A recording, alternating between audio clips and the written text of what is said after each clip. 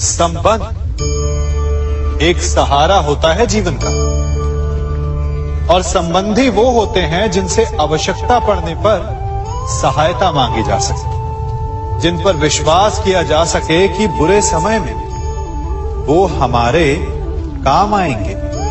कभी ऐसा भी हुआ होगा कि आपके पास कोई सहायता मांगने आया, या ऐसा भी हो सकता है कि आप किसी के पास सहायता मांगने गए हैं।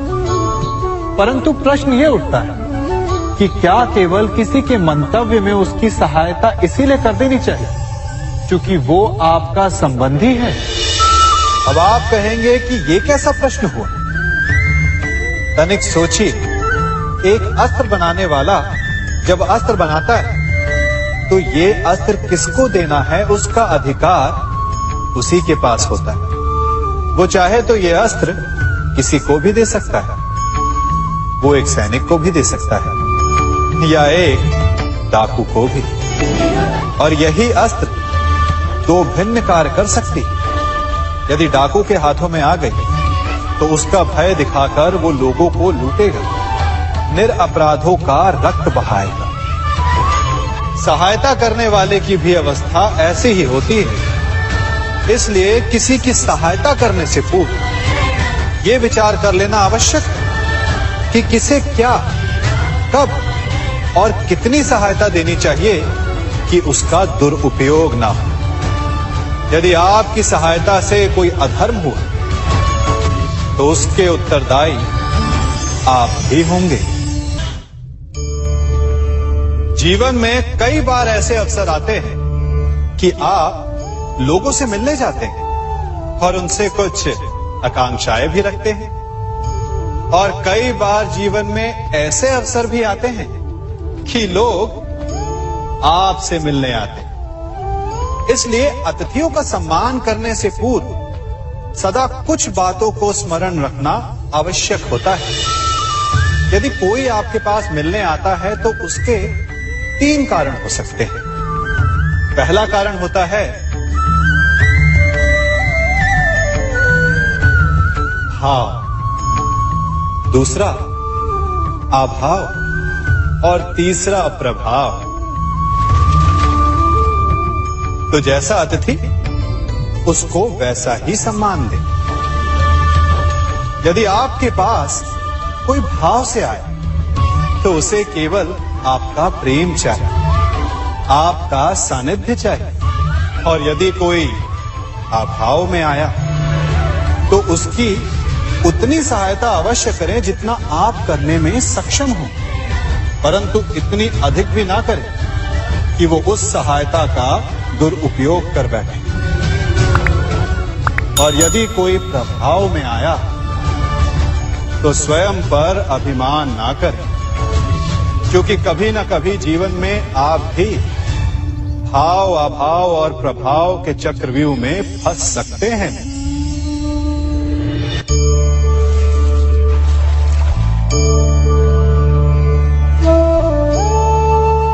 यदि जल को मुट्ठी में कसकर बांधें तो जल कैसे अपना मार्ग बनाकर निकल जाता है?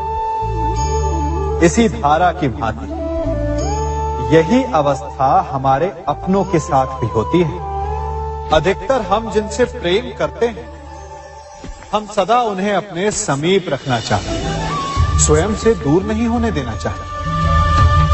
चिंता करते हैं, भय खाते हैं कि कहीं उनके साथ या उनसे कुछ बुरा घटित ना हो जाए, और ऐसे में हमारे अपने ही हमसे दूर हो जाते हैं, ठीक मुट्ठी में बंधे जल की भांति। इसलिए जिनसे आप प्रेम करते हैं उन्हें स्वतंत्र कर दीजिए, उनकी सोच को स्वतंत्र बनने दीजिए, उन्हें अपने मार्ग स्वयं ढूंढने दीजिए, क्योंकि आप सदा उनके साथ उन्हें मार्ग दिखाने के लिए नहीं रहने वाले।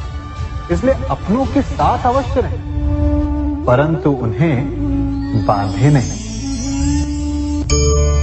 जन्म के पश्चात बालक जब पहली बार अपने नेत्र खोलता है तो उसका मन उत्सुकता से भरा होता है कि ये संसार क्या है, उसे क्या दिख रहा है।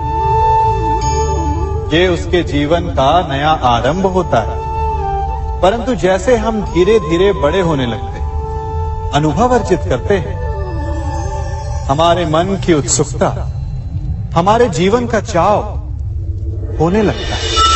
तनिक सोचिए, जब हम सुबह सोकर जगते हैं, अपनी आंखें खोलते हैं, तो उसे ही हम अपने जीवन का प्रारंभ समझ ले तो सुबह से लेकर संध्या तक के समय को ही अपने जीवन जीने का समय समझ ले तो कितनी स्फूर्ति आ जाएगी आप, कितने काम कर पाएंगे, कितने लक्ष्य अर्जित कर पाएंगे। पलों से मिलकर घड़ी बनती, घड़ी से मिलकर प्रहर, प्रहर से मिलकर दिन बनते हैं और दिनों से माह और वर्ष। यदि आप अपना हर पल, हर प्रहर विश्वास से, हर दिन उत्साह से जिए, तो आपका संपूर्ण जीवन सार्थक हो सकता है। मनुष्य अपना जीवन विश्वास पर जीता है, परंतु विश्वास किसका? तनिक सोचिए, किस पर विश्वास है आपको?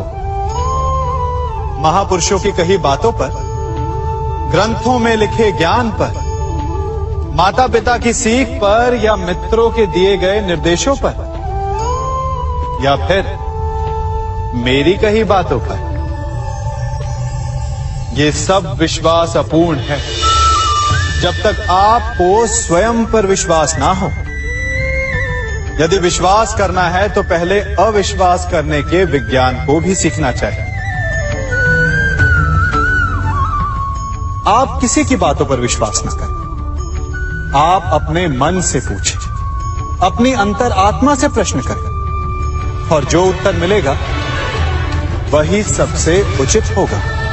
जब आप अपने मन, अपनी अंतर आत्मा पर विश्वास करना सीख जाएंगे तो नीति ज्ञान सब आपके भीतर से स्वतः उमड़ेगा। और यदि आप स्वयं पर ही विश्वास ना कर पाए तो धर्म ग्रंथों में लिखे श्लोक, महापुरुषों की वाणी, माता पिता की सीख या मित्रों का निर्देश कोई भी लाभ नहीं दे पाएगा। एक पिता होने के नाते आप अपनी संतान के लिए क्या करते हैं? उसके लिए बहुत सारी सुविधाएं जुटाते, बहुत सारा धन कमाते हैं ना? और क्या आपको ऐसा लगता है कि यही उचित है आपकी संतान के लिए? इस पंछी को देख रहे हैं, ये भी संतान को जन्म देता है, उन्हें पालता है, पोसता है, उड़ना सिखाता है और भोजन का प्रबंध भी करना सिखाता है। परंतु उनके बड़े हो जाने के बाद उनके लिए अलग से घोंसला नहीं बनाता। क्यों? क्योंकि यदि इसने संतान को सब कुछ करके दे दिया तो संतान क्या करेगी? वो अपनी संतान को तब तक भोजन कराता है जब तक उसकी संतान स्वयं भोजन का प्रबंध करने में सक्षम नहीं हो जाती। और उसका लाभ ये मिलता है कि उसी की भांति उसकी संतान आत्मनिर्भर बनती है। इसलिए अपनी संतान को उतनी ही सुविधाएं दें जितनी आवश्यक है। मोह को त्यागें। आपका उनसे मोह उन्हें कभी आत्मनिर्भर नहीं बनने देगा। अपनी संतान को कर्म करना सिखाइए।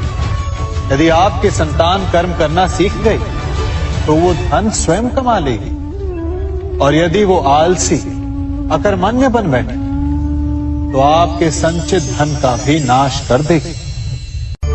संसार में सबसे बड़ा संबंध कौन सा है? अब आप पूछेंगे कि ये कैसा प्रश्न हुआ? इसका उत्तर तो बड़ा सरल है, यही ना? परंतु इस प्रश्न के भी कई उत्तर हैं।